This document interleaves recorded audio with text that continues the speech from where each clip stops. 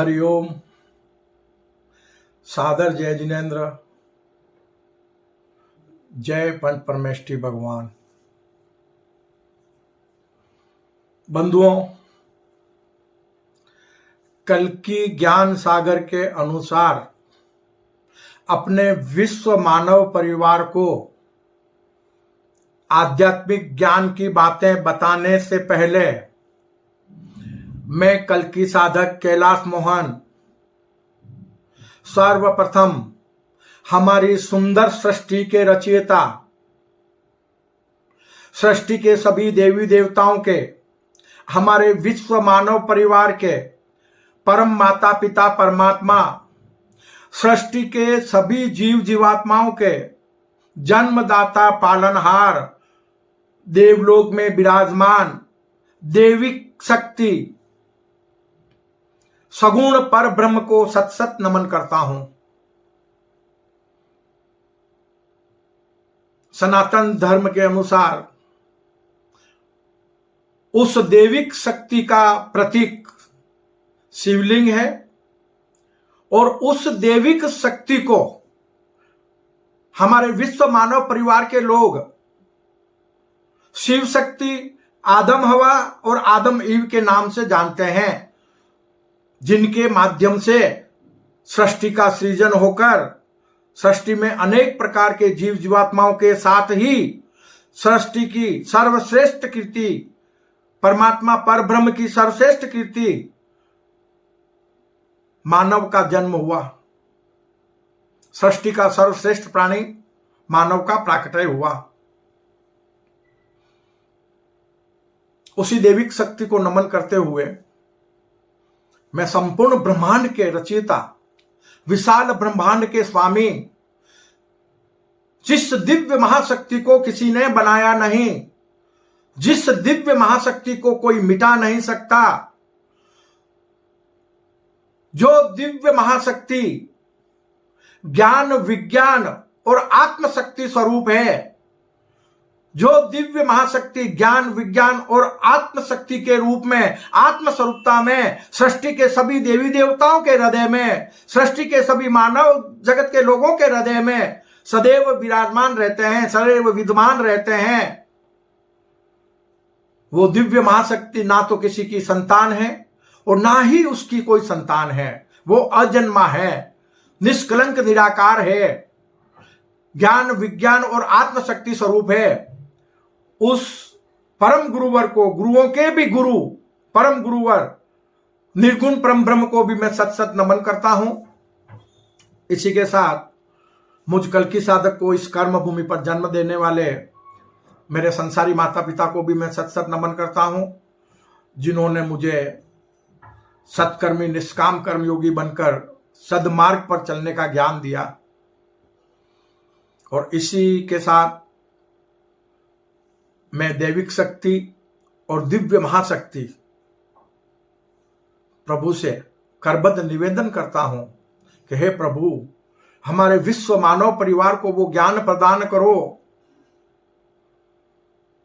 जिससे कर्म भूमि पर मानव मात्र सत्कर्मी निष्काम कर्म योगी बन जाए, मानव मात्र अपने सत्य स्वरूप को जान सके, मानव मात्र का इस कर्म भूमि पर जन्म मरण मिट जाए, मानव मात्र इस कर्म भूमि पर हजारों वर्ष की उम्र और निरोगी काया को प्राप्त कर सके, वो ज्ञान प्रदान करो। अद्भुत रहस्यमय सृष्टि सृजन का रहस्यमय ज्ञान प्रदान करो। तो बंधुओं, इसी भावना के साथ कल की ज्ञान सागर का आज का सबसे ज्यादा मोस्ट इंपोर्टेंट विषय है, जिसे आप अपने सभी मानव जगत के विश्व मानव परिवार के लोगों के साथ ज्यादा से ज्यादा इसे शेयर करें और इस वीडियो को ज्यादा से ज्यादा लाइक करें। मैं अपने लिए नहीं कह रहा, यह ध्यान रखना।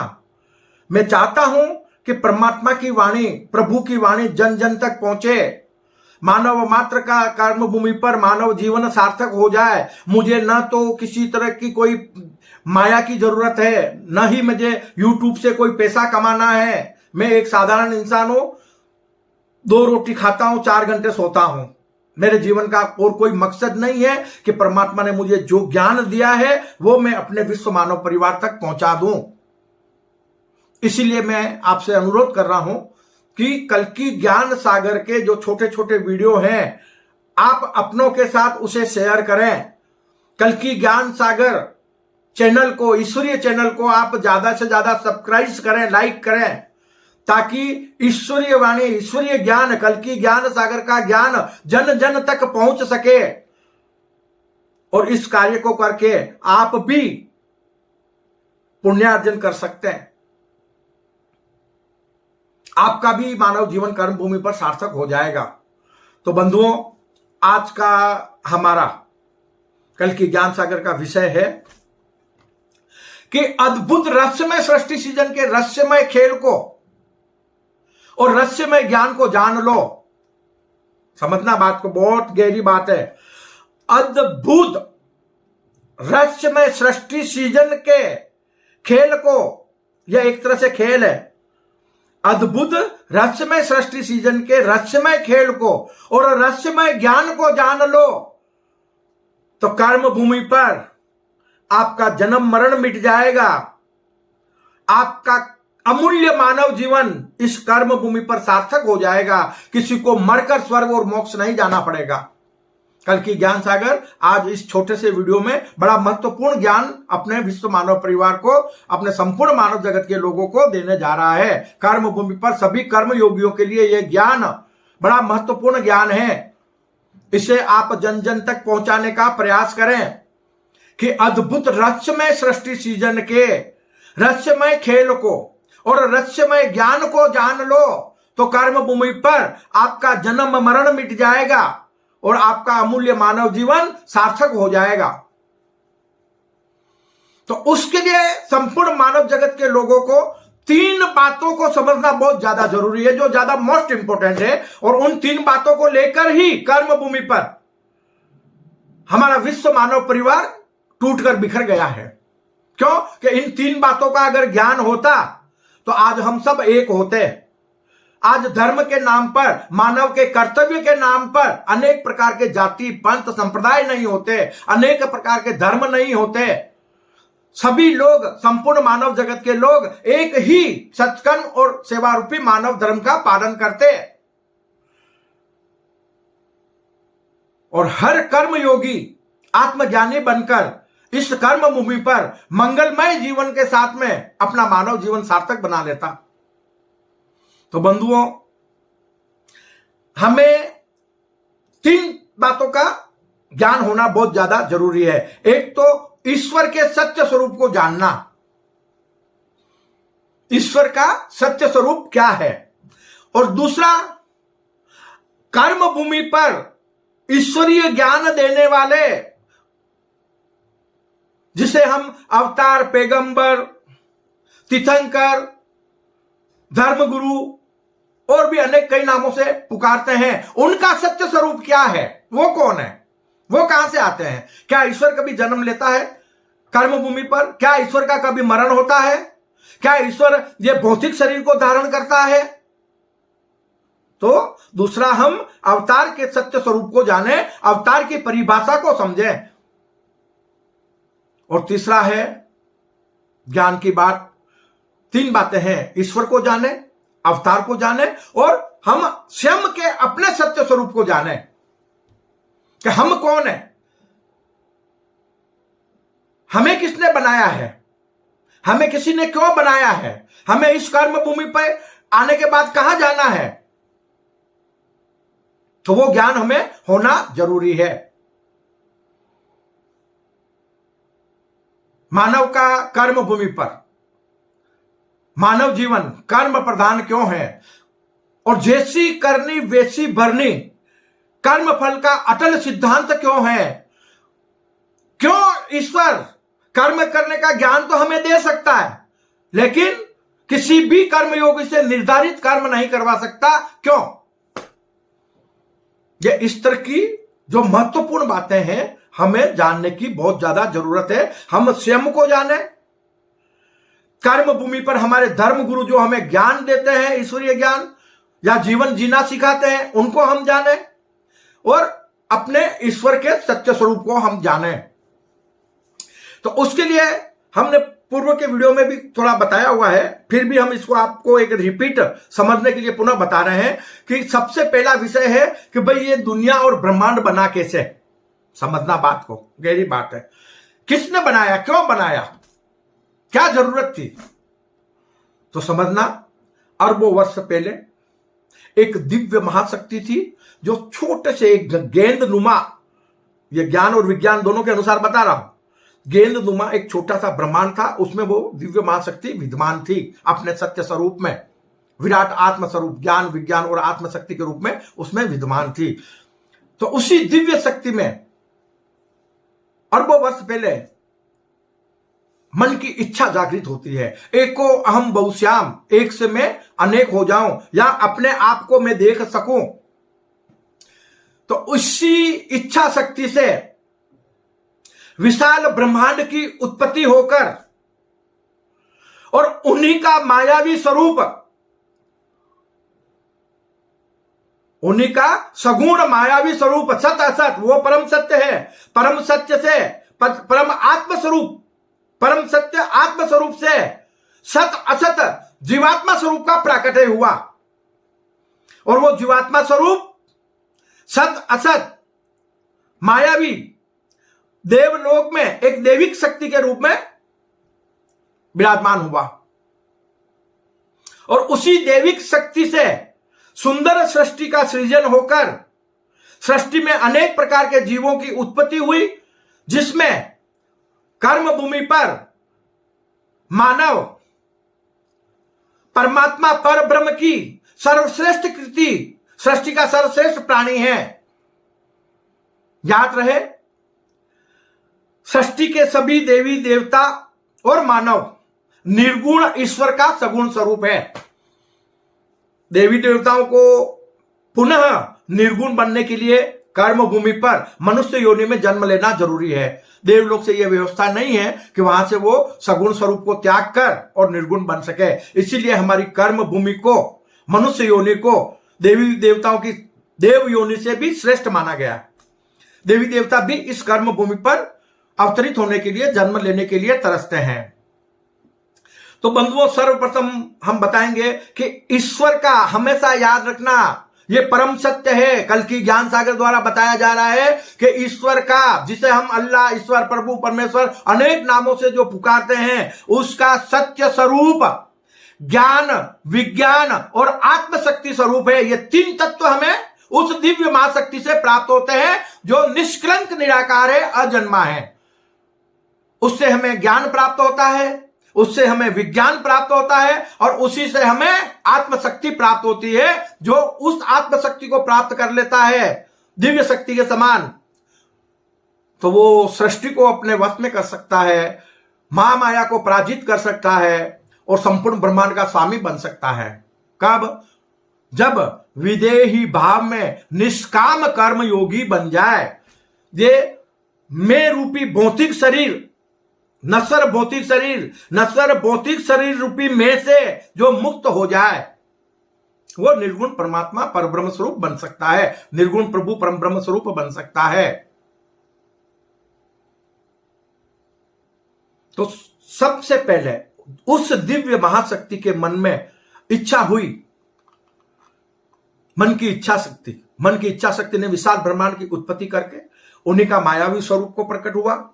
और उनका जब मायावी स्वरूप प्रकट होता है तो उससे सुंदर सृष्टि का सृजन होकर अनेक प्रकार की जीवों की उत्पत्ति होती है, जिसमें मानव एक सर्वश्रेष्ठ कृति और सर्वश्रेष्ठ प्राणी है, परमात्मा परब्रह्म का। तो मन की इच्छा शक्ति ने निर्गुण निराकार को भी सगुण साकार बना दिया। मन की इच्छा शक्ति ने निर्गुण निराकार निष्कलंक को भी सगुण साकार बना दिया। एक परम सत्य परम ब्रह्म को भी, एक परम सत्य परम ब्रह्म को भी सत असत बना दिया, क्योंकि वो सगुण स्वरूप में सत असत है, निर्गुण स्वरूप में परम सत्य है। तो एक परम सत्य परम ब्रह्म को भी सत असत बना दिया। सत असत के इस रहस्यमय खेल में सत असत के इस रहस्यमय खेल में खुद ही खुद से हो गए जुदा, यानी उन्हीं के दिव्य महाशक्ति के निर्गुण स्वरूप से उनका मायावी सगुण स्वरूप स्वयं से जुदा हो गया है। तो वही है, क्यों? जीवात्मा के भीतर आत्मस्वरूपता में निर्गुण परम ब्रह्म विद्यमान है, तो वहां निर्गुण परम ब्रह्म भी है, परम सत्य जीवात्मा में, और सत असत जीवात्मा भी है। यह अद्भुत रहस्यमय खेल है सृष्टि का। और वो उसका प्राकट्य कहां हुआ? देवलोक में। वो विराजमान कहां हुए? देवलोक में। और देवलोक में विराजमान रहकर उन्होंने सुंदर सृष्टि का सृजन किया। तो सत असत के इस रहस्यमय खेल में खुद ही खुद से हो गए जुदा, सत असत से पुनः परम सत्य बनने के लिए, समझना बात को, सत असत से पुनः परम सत्य बनने के लिए खुद ने खुद को खुद का खुदा बना दिया, खुद ने खुद को खुद का खुदा बना दिया। बंधुओं, जो दिव्य महाशक्ति निर्गुण निष्कलंक निराकार है, उसी से उसी का स्वरूप सगुण स्वरूप सत असत के रूप में देवलोक में पर ब्रह्म के रूप में स्थापित हुआ, और उसके द्वारा सुंदर सृष्टि का सृजन हुआ। और सुंदर सृष्टि का सृजन होने के बाद जीवात्मा पुनः सगुण स्वरूप से निर्गुण स्वरूप को प्राप्त कर सके, जिसे हम आत्मकल्याण कहते हैं, उसके लिए कर्म भूमि का सृजन हुआ। अब कर्म भूमि पर हमारे सृष्टि के अंदर, हमारी सृष्टि के अंदर 84 लाख योनियां तकरीबन है आध्यात्मिक ज्ञानानुसार, और 84 लाख योनियों के जीव जो है, उन जीवों में सिर्फ एक मानव ही ऐसा प्राणी है जिसका जीवन कर्म प्रधान है, और किसी का नहीं है। और संपूर्ण सृष्टि में एक मानव ही एक ऐसा प्राणी है जो अपने सॉरी कर्म भूमि पर सगुण स्वरूप को त्याग कर पुनः निर्गुण परम ब्रह्म स्वरूप बन सकता है। कब बन सकता है वो? कर्म भूमि पर विदेही भाव में, देह भाव से मुक्त होकर, नश्वर देह भाव से मुक्त होकर विदेही भाव में निष्काम कर्म योगी बनकर, यानी निष्काम कर्म योगी का मतलब अकर्मी। वो कर्म तो कर रहा है लेकिन अपने लिए नहीं कर रहा है, उन कर्मों से कुछ फायदा लेने के लिए वो कर्म नहीं कर रहा है, तो वो फिर अकर्मी हो गया। क्यों? कि तेरा तुझको अर्पण, वो कर्म तो कर रहा है लेकिन परोपकार के लिए है, तो वो कर्म का बोझ उसके ऊपर नहीं रहता है, क्योंकि वो परोपकार के लिए कर्म कर रहा है।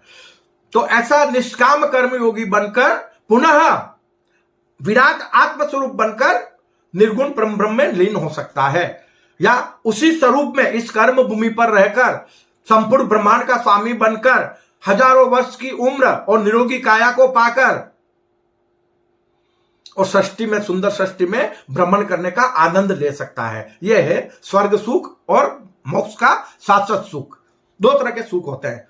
स्वर्ग सुख का है भौतिक शरीर से प्राप्त करने वाला स्वर्ग सुख है, जो कई तरह के साधन होते हैं, उसमें हमारे को ये होता है यार ये होना चाहिए, वो होना चाहिए, ऐसी हमको गाड़ी चाहिए, ऐसा बंगला चाहिए, वो चाहिए। ये एक स्वर्ग सुख की अनेक प्रकार की तमन्नाएं होती है। और शाश्वत सुख आत्मा के लिए होता है, और आत्मा जब विराट आत्मा जो है उसका तो संपूर्ण ब्रह्मांड ही उसी का है, तो उसे क्या चाहिए? तो वो एक तरह से शून्य टाइप हो जाता है, तो उसके मन में किसी तरह की कोई तमन्नाएं नहीं रहती, इच्छाएं नहीं रहती, इच्छा रहित तो हो जाता है, तो वो शाश्वत सुख है। क्यों? कि किसी को कुछ चाहिए ही नहीं, तो फिर दुख किस बात का? जब कुछ चाहिए नहीं मिले तब दुख होता है, या पाने के लिए कर्म या परिश्रम करना पड़े तब तकलीफ होती है। तो ये आध्यात्मिक ज्ञान, बड़ी गहराइयों का जो ज्ञान है ना, वो हमारा कल की ज्ञान सागर आपको, हमारे विश्व मानव परिवार को देने जा रहा है। तो कर्म भूमि पर सत असत से पुनः परम सत्य बनने के लिए खुद ने खुद को खुद का खुदा बना दिया। मतलब कि कर्म भूमि पर मैं जिस ईश्वर की पूजा कर रहा हूं, या जिस ईश्वर की मैं साधना कर रहा हूं, या जिस निर्गुण परम ब्रह्म का साधक बनकर उससे ज्ञान ग्रहण कर रहा हूं, वो और कोई नहीं है, मेरी अपनी आत्मा ही है। क्यों? कि वो तो आत्मस्वरूपता में हमारे भीतर विद्यमान है ना, और हम वापस उसी में लीन हो सकते हैं, उसी के जैसे बन सकते हैं। तो उसका जो मायावी स्वरूप, सगुण स्वरूप देवलोक में विराजमान होकर उसने सुंदर सृष्टि का सृजन किया, उसी सगुण स्वरूप ने, पर ब्रह्म ने अनेक प्रकार के जीव जीवात्माओं का रूप धारण किया है। किसके लिए? सृष्टि के विस्तार के लिए। एक ही पर ब्रह्म ने अनेक प्रकार के रूप धारण किए।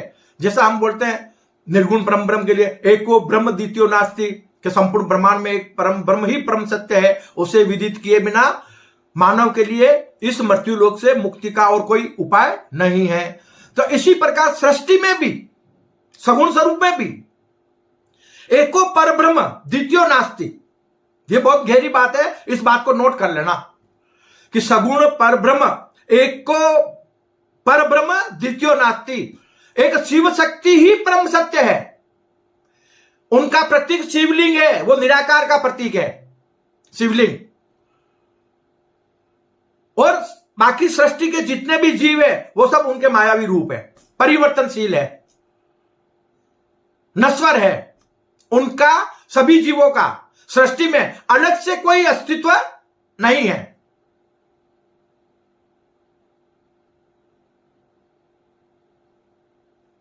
जैसे सृष्टि का विस्तार करने के लिए सबसे पहले पर ब्रह्म ने स्वयं को ब्रह्मा, महेश और विष्णु के रूप में स्थापित किया, और उसके बाद में अनेक प्रकार के देवी देवता बने। शक्ति ने, माता शक्ति ने स्वयं को सरस्वती, लक्ष्मी और पार्वती के रूप में स्थापित किया, जो ब्रह्मा, महेश और विष्णु की पत्नी बनी। तो है कौन है? माता शक्ति है। तो माता शक्ति ने नारी का रूप संपूर्ण सृष्टि में धारण किया, यानी मादा का, और प्रभु शिव ने नर का रूप धारण किया। नर और मादा से सृष्टि का विस्तार हुआ, जिसका प्रतीक क्या है? शिवलिंग है। तो बाबा साहब, हम एक ही परम माता पिता परमात्मा की संतान हैं, तो फिर आपस में भेदभाव हमारे भीतर क्यों? क्यों हम अपने विराट आत्म स्वरूप को, क्यों ना हम अपने जीवात्मा स्वरूप को समझ पा रहे हैं? अब जब जीवात्मा स्वरूप में हम सब एक ही परम माता पिता की संतान हैं, एक ही वायुमंडल में श्वास लेते हैं, एक ही प्रकृति का दिया खाते पीते हैं, तो फिर धर्म के नाम पर हम में भेदभाव क्यों? देखना इसमें कि सृष्टि के सृजन के बारे में बताया है 4 लाइनों में कि स्वयं ही स्वयं से प्रकट भय। समझना, स्वयं ही निर्गुण जो परम ब्रह्म है ना, उनका जन्म मरण नहीं हुआ है, सगुण स्वरूप का प्रकट हुआ, प्राकट हुआ, प्राकट है, जन्म मरण नहीं है। क्यों? कि ना तो उनकी कोई संतान है और न वो किसी की संतान है, लेकिन इच्छा शक्ति से उनके स्वरूप का प्राकट हुआ है। वो स्वरूप है जो देवलोक में विराजमान है, लेकिन वो सत असत है, वो परम सत्य है। क्यों? सत असत इसलिए है कि वो परिवर्तनशील है, वो नश्वर है, कभी भी मिट सकता है, लेकिन अजर अमर अविनाशी है निर्गुण परम ब्रह्म। वो कभी नहीं मिट सकता, उसे कोई मिटा नहीं सकता। संपूर्ण ब्रह्मांड एक बार वापस सिकुड़ जाएगा, सारी लीला एक बार वापस मिट जाएगी। ये लीला है प्रभु की, वो अपने आप में समेट सकता है, पल भर में मिट सकती है। इसलिए उसको सत असत बोला हुआ है। सत इसलिए बोला है क्यों? कि जीव के अंदर, यानी जीवात्मा, आत्मा, उस जीव में आत्मा भी उसका एक अंश विद्यमान रहता है, आत्मा का। तो सत्य का अंश उसमें विद्यमान है। यह हम मानव है और मानव में जीवात्मा है, मनुष्य रूपी जीवात्मा ने इस तन को धारण किया है। तो जीवात्मा, जीव के भीतर आत्मा का अंश, उसे जीवात्मा कहते हैं। तो परम सत्य तो आत्मा हो गई और सत असत हो गया, असत हो गया जीवात्मा। तो हमें कर्म भूमि पर जीवात्मा स्वरूप को त्याग कर, सगुण जीवात्मा स्वरूप को त्याग कर, विदेही भाव में विराट आत्म स्वरूप निष्काम कर्म योगी बनकर अपने मानव जीवन को सार्थक बनाना चाहिए। तो स्वयं ही स्वयं से प्रकट भय, स्वयं ही भय स्वयं की संतान। सगुण स्वरूप में अनेक जीव जीवात्मा प्रकट हुए हैं, लेकिन है कौन है? सब सगुण पर ब्रह्म ही है ना स्वयं। तो निर्गुण से सगुण स्वरूप बना उनका, और सगुण स्वरूप से अनेक प्रकार के जीव जीवात्मा बने। तो कैसे बताया उसमें कि कल की ज्ञान सागर में कि स्वयं ही स्वयं से प्रकट भय और स्वयं ही भय स्वयं की संतान, स्वयं ही जन्मदाता स्वयं के, स्वयं ही जन्मदाता स्वयं के और स्वयं ही स्वयं के पालनहार। स्वयं को जन्म देने वाले, प्रकट करने वाले सृष्टि में कौन है? सगुण पर ब्रह्म। और स्वयं ही उनका फिर पालन पोषण भी वही कर रहे हैं, प्रकट भी वही कर रहे हैं, प्रकट वो स्वयं हो रहे हैं और स्वयं का ही पालन पोषण कर रहे हैं। ये ज्ञान को, बहुत गहरे ज्ञान को समझना, दूसरा कोई है ही नहीं। सगुण पर ब्रह्म, निर्गुण से उन्हीं का सगुण स्वरूप प्रकट हुआ और सगुण स्वरूप जो है वो स्वयं को जन्म दे रहा है, स्वयं का पालन कर रहा है और स्वयं को अनेक रूप में परिवर्तन कर रहा है, अनेक योनियों में परिवर्तन कर रहा है। तो करता तो एक ही हुआ ना, सगुण पर ब्रह्म। तो स्वयं ही जन्मदाता स्वयं के और स्वयं ही स्वयं के पालनहार, स्वयं से प्रकट बही मां माया। निर्गुण प्रभु परम ब्रह्म से महामाया सगुण पर ब्रह्म का प्राकटय हुआ। कि सगुण ब्रह्म कैसे? कि स्वयं से प्रकट बही मां माया, मोहनी को मनाने मोहन भय। यानी माता शक्ति ने सृष्टि का सृजन किया है और जब तक शिव और शक्ति एकाकार नहीं हो जाते तब तक यह खेल चलता रहेगा, मानव को सत्य ज्ञान मिल नहीं सकता है। इसलिए यह कल्कि अवतार धर्मशास्त्रों के अनुसार आखिरी अवतार बताया गया है। किस युग का? इस युग का। मानव चाहे तो ज्ञान ग्रहण करके अजर अमर अविनाशी बन जाए, संपूर्ण ब्रह्मांड का स्वामी बन जाए, और ना चाहे तो नादानी में फिर से एक बार पाप में मिट जाए। क्यों? कि पाप का बोझ कर्म भूमि पर बढ़ चुका है, धर्म की प्रभावना हो रही है। पाप का बोझ मिटाने के लिए अगर धर्म मानव ग्रहण नहीं करेगा, सत्कर्म तो मानव को करने होते हैं ना, परमात्मा तो कर्म नहीं करेगा। मानव के सत्कर्म से ही तो कर्म भूमि अविनाशी स्वर्ग बनेगी, और कर्म करने का ज्ञान परमात्मा हमको दे रहे हैं। तो यहां पर हमें महामाया को पराजित करके अपने स्वयं को, सत्य स्वरूप को जानना होता है। तो महामाया ने अपनी माया पूरी सृष्टि में फैला रखी है, तो जिससे महामाया से प्रभावित होकर मानव अपने सत्य विराट आत्म स्वरूप को नहीं जान पाता है। वो भौतिक शरीर को अपना सत्य स्वरूप मानकर जीवन भर भौतिक शरीर के लिए कर्म करता है। बाबा एक पल भर में तो सब कुछ बदल रहा है, माता पिता, घर परिवार, धन दौलत, मकान, अपना देश का हो, गांव को, वतन को, प्रदेश को, सब कुछ बदलता है पल भर में। फिर आपका अपना है क्या है? ये शरीर ही आपका अपना नहीं है, चेहरा भी बदल जाता है। तो ऐसी मायावी जो ये सृष्टि बनी हुई है उसमें हम अपने स्वयं के विराट आत्म स्वरूप को जाने।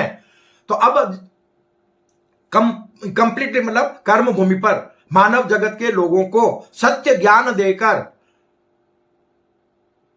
सभी कर्म योगियों का मानव जीवन सार्थक बना देना, यह कल्कि ज्ञान सागर का मकसद है। तो स्वयं से प्रकट भई मां माया, मोहनी को मनाने मोहन भय।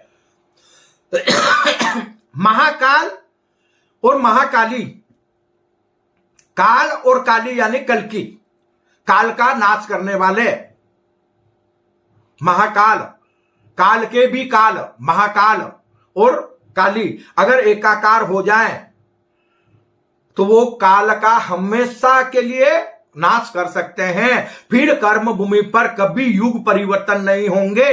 जब कर्म भूमि पर शिव शक्ति का धर्म शासन स्थापित हो जाएगा। तो ये कल्कि अवतार जो बताया गया है, कल्कि शब्द का मतलब ही अर्धनारीश्वर स्वरूप को नाम कल्कि दिया गया है। काल का नाश करने वाले, और काल का नाश एक नहीं कर सकता। काल का नाश करने के लिए शक्ति की जरूरत होती है, और शक्ति की जरूरत है तो उधर वो शिव है और शिव और शक्ति से मिलेंगे तब वो शिव शक्ति बनेंगे। और जब शिव और शक्ति दोनों एकाकार हो गए तो फिर ये सुंदर सृष्टि की जो रचना की गई है वो साकार हो जाएगी। क्यों? कि मानव को कल्कि ज्ञान सागर के माध्यम से वो ज्ञान मिल जाएगा जो मानव को अंधकार से प्रकाश की ओर ले जाएगा। मानव अपने आप को जान लेगा, मानव अपने सत्य स्वरूप को जान लेगा, मानव अपने परम माता पिता परमात्मा को जान लेगा, मानव अपने ईश्वर अल्लाह को जान लेगा। ये तीन बातें जब हो गई तो फिर तो मानव हर इंसान परमात्मा स्वरूप बन जाएगा, हर इंसान सत्कर्मी निष्काम कर्म योगी बन जाएगा। तो स्वयं से प्रकट भई मां माया, मोहनी को मनाने मोहन भय, कल्कि ज्ञान सागर बनकर, प्रभु जो है ना कल्कि ज्ञान सागर बनकर स्वयं ही बने स्वयं के तारणहार, स्वयं ही बने स्वयं के तारणहार। कल्कि ज्ञान सागर कौन है? वही निर्गुण परम ब्रह्म है। और आत्म कल्याण किसका करना है? स्वयं के सगुण स्वरूप का। और सगुण स्वरूप कौन है? वो स्वयं ही तो है, वो उन्हीं का तो स्वरूप है। तो कौन किसका कल्याण कर रहा है? कौन किसका आत्म कल्याण कर रहा है? चिंतन करना इन गहरी बातों पे, तो संपूर्ण मानव जगत के लोगों का मानव जीवन सार्थक हो जाएगा। वो निर्गुण जो दिव्य मां शक्ति है, उसी से, उसी का स्वरूप, सगुण स्वरूप, मायावी स्वरूप, कहते हैं ना प्रभु से प्रकट भई मां माया, वो मायावी स्वरूप सगुण परब्रह्म है। और सगुण परब्रह्म से सुंदर सृष्टि की जो रचना हुई है वो महामाया है। उस महामाया में सबका इम्तिहान नहीं होता है। 84 लाख योनियां है ना, उनमें सिर्फ मानव का इम्तिहान होता है। मानव को इम्तिहान देना होता है। क्यों? कि उसको सगुण से निर्गुण बनना है, सगुण स्वरूप को त्याग कर वापस निर्गुण परम ब्रह्म स्वरूप बनना है। तो मानव को महामाया से पार लगना होता है, महामाया को पराजित करना होता है। जब वो विराट आत्म स्वरूप में, विदेही भाव में निष्काम कर्मयोगी बन जाता है तो महामाया पराजित हो जाती है। और जब महामाया पराजित हो जाती है तो उसका मानव जीवन जो है वो सार्थक हो जाता है। क्यों? कि वो निर्गुण परम ब्रह्म स्वरूप बन जाता है, आत्म स्वरूप बन जाता है। फिर उसके अपने जीवन का कोई उद्देश्य नहीं होता, वो शाश्वत सुख को पाता है। तो इसी प्रकार क्या है कि निर्गुण से सगुण बया, निर्गुण कौन है? प्रभु परम ब्रह्म। निर्गुण से सगुण बया, निराकार से भया साकार। निर्गुण है, गुण दोष रहित, सगुण गुण दोष को धारण करने वाले। तो निर्गुण से सगुण बया, सगुण से निर्गुण से सगुण बया, निराकार से भया साकार, सगुण से संसार बया। निर्गुण से सगुण बया, निराकार से भया साकार, सगुण से संसार बया और संसार में मचा हाहाकार। मोह माया के जाल से मानव को कौन लगावे पार? समझना बात को। निर्गुण से सगुण भया, निराकार से भया साकार, सगुण से संसार भया और संसार में मचा हाहाकार अज्ञानतावश। मोह माया के जाल से मानव को कौन लगावे पार? निर्गुण निराकार तारनहार बने और सगुण बने साकार अवतार, और सगुण बने साकार अवतार। बंधुओं, ईश्वर भी वही है, अवतार भी वही है। सगुण स्वरूप में वो अवतार बनता है, निर्गुण स्वरूप में वो ईश्वर है। हम दैविक शक्ति और दिव्य शक्ति में जो फर्क है उसको जाने, निर्गुण और सगुण में जो भेद है उसको जाने, अपने भीतर ईश्वर के निर्गुण और सगुण स्वरूप को जाने, अपने भीतर आत्मा और जीवात्मा के भेद को जाने। हमारे इस भौतिक शरीर को जीवात्मा, मनुष्य रूपी जीवात्मा ने धारण किया है, और ये मनुष्य रूपी जीवात्मा के लिए एक रथ के समान है। उसके ऊपर वो सवार होकर कर्म कर रहा है मनुष्य रूपी जीवात्मा, और उसको कर्म करने का ज्ञान देने के लिए अंश के रूप में, आत्मा के रूप में निर्गुण परमब्रह्म विद्यमान है, जो कृष्ण स्वरूप हो गए। अर्जुन कौन हो गया? जीवात्मा स्वरूप, कर्म करने वाला। तो ये पूरा तो महाभारत आप ही के शरीर पे तो निर्धारित है। कृष्ण भगवान ने जो ज्ञान दिया है वो आपके शरीर पर ही तो आधारित है कि ये शरीर एक रथ के समान है। आत्मा कर्म करने का ज्ञान देने वाली इसी शरीर में विद्यमान है, और कर्म करने वाला मनुष्य रूपी जीवात्मा भी इसी शरीर में विद्यमान है। तो बाबा अपने जीवात्मा की लगाम, अपने इंद्रियों की लगाम अपने आत्मा के हाथ में दे दो ना, निर्गुण परम ब्रह्म के हाथ में दे दो ना, तो आपकी नैया पार लग जाएगी। आप मानव से महामानव बन जाएंगे, आपका मानव जीवन कर्म भूमि पर सार्थक हो जाएगा, आपको हजारों वर्ष की उम्र मिल जाएगी, आप संपूर्ण ब्रह्मांड के स्वामी बन जाएंगे, आपको निरोगी काया मिल जाएगी। और क्या चाहिए बताओ? जो चाहोगे पल भर में आपको मिल जाएगा आपकी इच्छा शक्ति से। वो सब शक्ति आप में विद्यमान है, मानव मात्र में विद्यमान है। लेकिन हम अपने इस बाहरी स्वरूप को त्याग कर अपने भीतर जो विशाल ईश्वरीय वैभव है उसको जाने, जो ईश्वरीय शक्ति है उसको जाने। तो हर कर्म भूमि पर हर इंसान का, हर कर्मयोगी का मानव जीवन सार्थक हो सकता है। सृष्टि के इस संसार में हम सोचते हैं ना, ये मेरे मामा है, ये पापा है, ये भाई है, ये मम्मी पापा है, हम भाई बहन, पति पत्नी, पता नहीं कितने भी रिश्ते बना के बैठते हैं। लेकिन आए तो अकेले हैं और जाएंगे भी अकेले। किसकी भाषा में? संसारी भाषा में। वैसे आए गए कुछ भी नहीं है, यहाँ तो तन परिवर्तन होता है, आना जाना भी नहीं होता है। बहुत सारे लोग बोलते हैं जन्म हुई मृत्यु हुआ। बाबा जन्म मृत्यु का तो अद्भुत रहस्यमय सृष्टि सीजन में कहीं भी वृत्तांत नहीं है। कल की ज्ञान सागर में जन्म मरण का कहीं भी वृत्तांत नहीं है। तन परिवर्तन होता है, यह मायावी दुनिया है। कर्मों के अनुसार मानव तन परिवर्तन होता रहता है, अन्य जीवों की योनियां परिवर्तन होती रहती है। तो हम इस रहस्यमय ज्ञान को जाने कि मानव स्वयं निर्गुण ईश्वर का सगुण स्वरूप है। यानी सृष्टि के सभी देवी देवता और मानव निर्गुण ईश्वर का सगुण स्वरूप है। और जो देवी देवता विराजमान है देवलोक में, उनमें परम सत्य सगुण पर ब्रह्म एक शिव शक्ति ही परम सत्य है।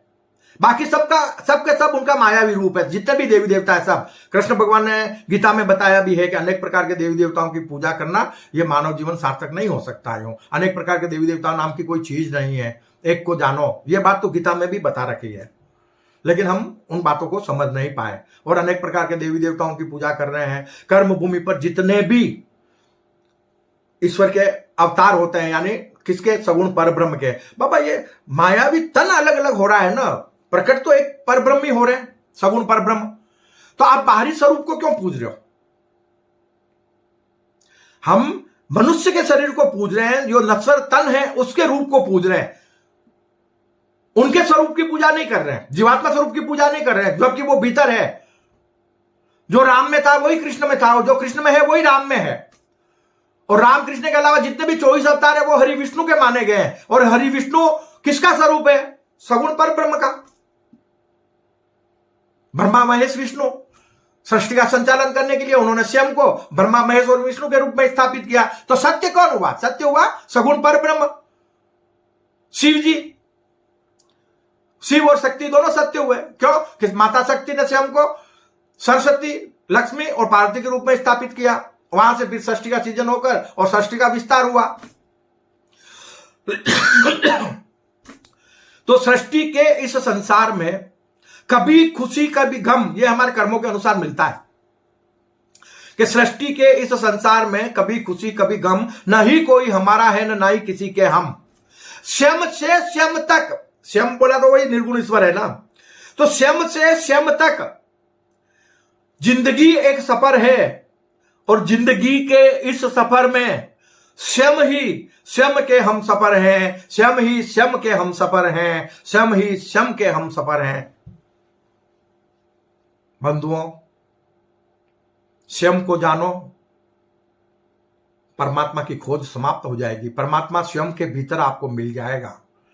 जब आप अपने विराट आत्म स्वरूप को जान लोगे, जब आप अपने भीतर जीवात्मा स्वरूप को जान लोगे, तो आप मानव से महामानव बन जाओगे, आप परमात्मा स्वरूप बन जाओगे। और इसी कर्म भूमि पर आप निष्काम कर्म योगी बनकर निर्गुण परम ब्रह्म स्वरूप बन जाओगे। आपका आत्म कल्याण हो जाएगा। आप जीते जी मर के कहीं सुख नहीं भोगना है, कहीं स्वर्ग में नहीं जाना, कहीं मोक्ष में नहीं जाना है। स्वर्ग भी इसी कर्म भूमि पर है, मोक्ष भी इसी कर्म भूमि पर है, नरक भी इसी कर्म भूमि पर है। सारी गतियां कर्म भूमि पर मिलती है। आप पाप कर रहे हो तो त्रासदियां कर्म भूमि पर मिल रही है, हम देख रहे हैं। कई कई लोगों को अकाल मौतें मिलती है, ये हो गया नरक। कई लोग भूखे मरते हैं, त्रासदियां देखते हैं, किसको आंखें हैं, किसको हाथ है, किसको पांव है, किसको नहीं है, कोई आंखों से नहीं देख पाता है। कई तरह की त्रासदियां हैं। ये नरक की यातनाएं हो गई उसके कर्मों के अनुसार। किसके? कर्म योगी के कर्मों के अनुसार। वो स्वयं करता है तो भरता भी स्वयं है। और हरता स्वयं कैसे बन सकता है पता है आपको? कि हमने भूलवश भावुकता में बहकर अज्ञानतावश मानो कुछ अशुभ कर्म कर लिए, उनका प्रायश्चित करने के लिए, उन कर्मों का प्रायश्चित करने के लिए जब हम सत्कर्मी बनकर सद्मार्ग पर चल रहे हैं और लोगों की भी सेवा करने लग जाएं, जीवों की सेवा करने लग जाएं, तो वो अशुभ कर्म जो हमने किए थे उसका जो हमारे ऊपर पाप का बोझ था वो धीरे धीरे कम होता जाता है। किसके बदले? शुभ कर्मों के बदले। एक पाप कर्म किया है लेकिन तुम एक की जगह 5 मानो सत्कर्म कर रहे हो, अच्छे कर्म कर रहे हो, तो वो पाप कर्मों का फिर धीरे धीरे नाश हो जाता है। लेकिन आप पाप कर्मों का तो बंधन कर लिया है और उसके बाद भी आप मानो तामसिक प्रवृत्ति का बन के और वही कर्म कर रहे हो, तो फिर इस कर्म भूमि पर आपके लिए नरक की यातना ही आपको भुगतनी पड़ेगी। आपको स्वर्ग सुख नहीं मिल सकता है। स्वर्ग सुख पाना भी मानव के हाथ में है। सत्कर्मी बनेगा तो उसे स्वर्ग सुख मिलेगा, निष्काम कर्म योगी बन जाएगा तो उसको शाश्वत सुख मिलेगा, आत्मा का शाश्वत सुख। इसलिए नरक, स्वर्ग और मोक्ष इसी कर्म भूमि पर है, वो मानव के कर्मों पर आधारित है। और संपूर्ण मानव जगत के जैसे कर्म होते हैं, ये तो एक इंसान के कर्म की कहानी हुई, अगर संपूर्ण मानव जगत के जैसे कर्म होते हैं ना, ऐसा ये कर्म भूमि पर समय चलता है, काल चलता है। उसको समय को काल कहते हैं। मतलब कहते हैं ना सतयुग, जब सबके सब लोग सत्कर्मी होते हैं, 100 लोग है, 100 लोग सत्कर्मी हैं, तो कर्म भूमि पर क्या हो गया? सतयुग। लेकिन चलते चलते 25 लोग कुछ तामसिक प्रवृत्ति के हो गए, पाप कर्म करने लगे, तो क्या आ गया? त्रेता युग आ गया। एक पाया धर्म का कमजोर हो गया। अब जब त्रेता युग चल रहा है और 2 पाये कमजोर हो गए, आधे लोग तामसिक प्रवृत्ति के हो गए, आधे लोग सत्कर्मी हैं, तो क्या हो गया? ये द्वापर युग आ गया। और उसी के चलते चलते आगे जाकर एक पाया और गिर गया, यानी 3 पाये गिर गए। तो त्रेता के बाद द्वापर आया और 3 पाये जब गिर जाते हैं तो कलयुग की शुरुआत हो जाती है। और जब कलयुग की शुरुआत हो जाती है द्वापर के बाद में, और कर्म भूमि पर 90%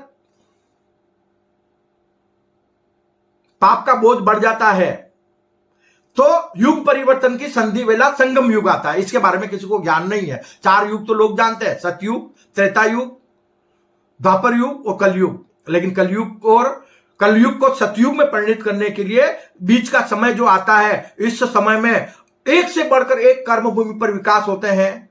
मानव की जो मानव चेतना जागृत होती है वो बड़ी अद्भुत होती है। मानव का रहन सहन, खान पान सब कुछ परिवर्तित हो जाता है। मानव स्वर्ग जैसा सुख भोगने लगता है। तो ये होती है युग परिवर्तन की संधि वेला।